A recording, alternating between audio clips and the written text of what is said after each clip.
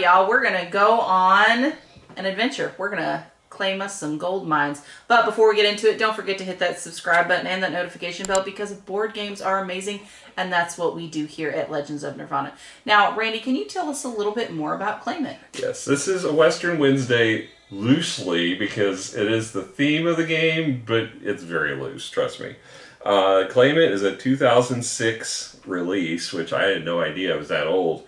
Board Game Geek rating is 6.2. Rank is 72.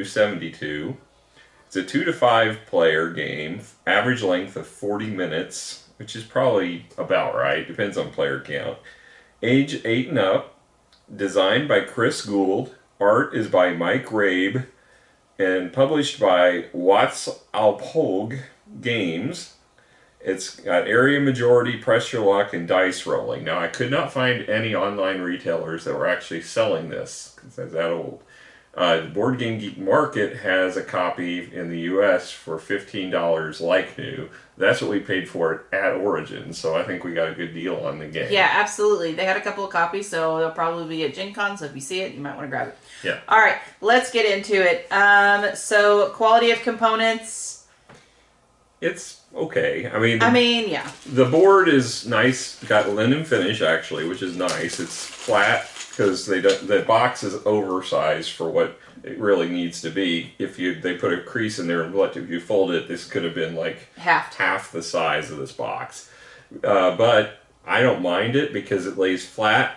As a result, it curls a little bit, but not bad. But the pieces can stay on there and they won't fall over. Yeah, so you have your claiming markers in the different colors based on player. And then you also have your black, which will explain what those are for. And then your numbering tokens. And then these are pretty standard dice. I'm going to give this a 5.5. Yeah, that's about where I am. I mean, these are okay. They work pretty well. They stack and they don't fall over typically.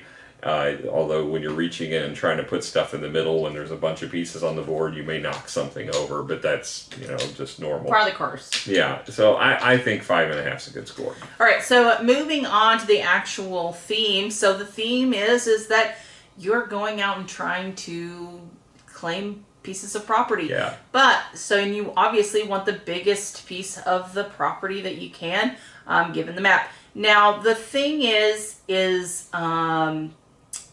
that the not reflected in game. No, it's an abstract in essence. I mean, it's basically, if you've played Can't Stop, it's almost like a two-dimensional version of Can't Stop, which when we get to gameplay we'll talk about that more. But it's layered on completely as far as the thing goes.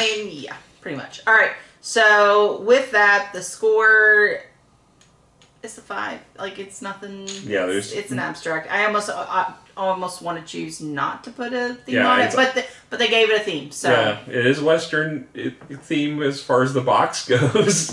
Well, and then the art on the board is Western. So there is a little bit of that. As far as does it convey a Western feel? No, not at all. No, not at all. And then so what would you rate it? I guess, 5's probably generous because, that's what Catan is, but then Catan's kind of layered on too. So I'll give it a 5 because I would say it's probably similar in level. It's very generic theme. It's probably a little bit less, but I'm trying to be nice.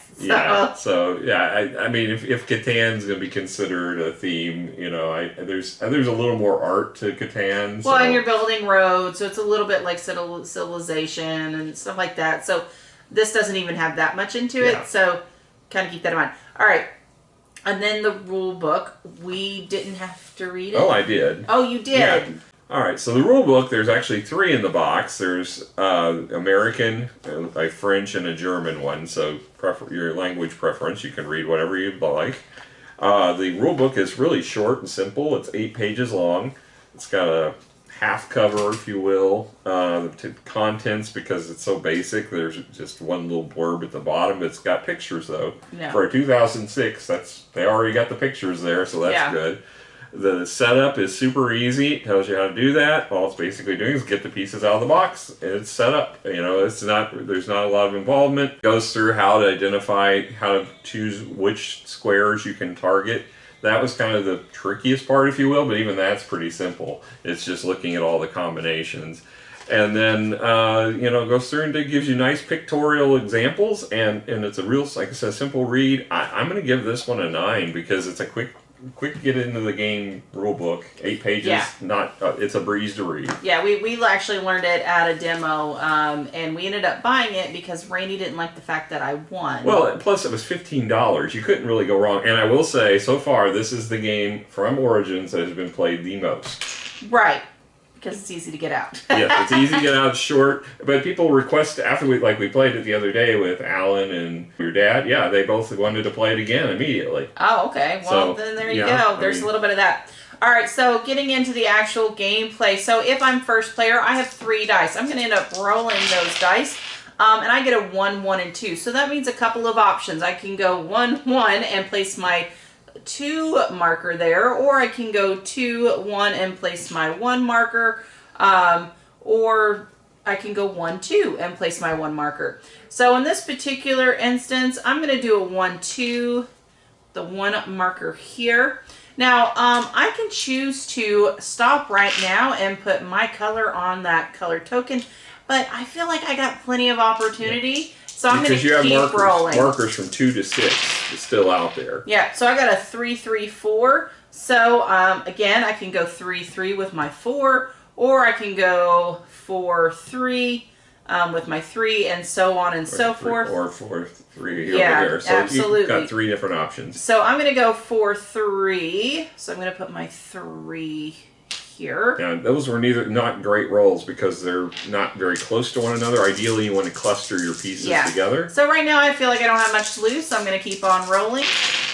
All right, I got a 4, 3, 1. So you can actually cover that if you want. Because you have a 3, 4, so you can put the black marker on top. Oh, okay. So basically, if you manage to roll the same number that you've got already on the board the first time, you can put a marker on it to stake your claim. If she passes now and quits her turn, she would get that one permanently. Nobody can take it away. Correct. All right, so I'm going to keep rolling again. I feel like I have pretty much good luck here. Except I don't. I actually busted. Oh, wow. So I don't have, so I rolled a 1, 1, 3. Now, I don't have my 1 and I don't have my 3 in place, so there's no way I'm going to be able to place on the board. So I busted. So I lose everything that I had. And if she had any markers in her color on the board, they would be banked, and you wouldn't lose those. Right. But in this case... I need these. Can you hand those over? Yeah. Okay. So that's essentially the game. Yeah, it's that easy. And at some point you say, if for example I didn't bust and I could have chosen to just accept that score or accepted what was out there, and I would replace the white pieces with my purple ones, and then that's the game. So I have a feeling we're going to end up playing this game because Rainey still hasn't beaten me yet. So, Rainey, let's do an overview. What are you thinking? Well, I mean, one thing I don't understand is, to me, there's more to this game than Can't Stop. Can't Stop is rated in the top 1,000 on Board Game Geek. It's slightly higher Board Game Geek rank is there. The rating is slightly higher as well. But this one, to me, is a better game. Honestly, I would prefer to play this than Can't Stop any day. Whereas Can't Stop, you're rolling 2 dice and you're just trying to move up the track and you're pressing your luck until you give up, or you bust. In this case, there's more to the game, I think. So I would prefer to play this any day to Can't Stop. If you enjoy press your luck games, you can't go wrong for $15. I mean, that is a steal for this game. The hard part is going to be finding it. Right. So tell us. Give it a score.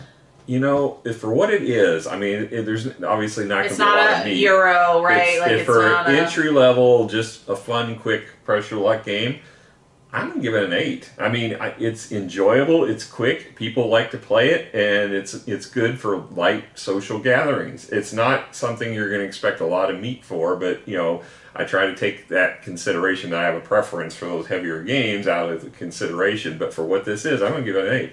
I absolutely agree with you. Now, I'm not a huge pressure luck fan. That is not typically my forte.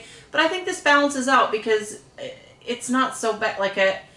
I know, I'm okay with it. Like, it's not, some of the pressure looks I really do not like or appreciate. This one was fine.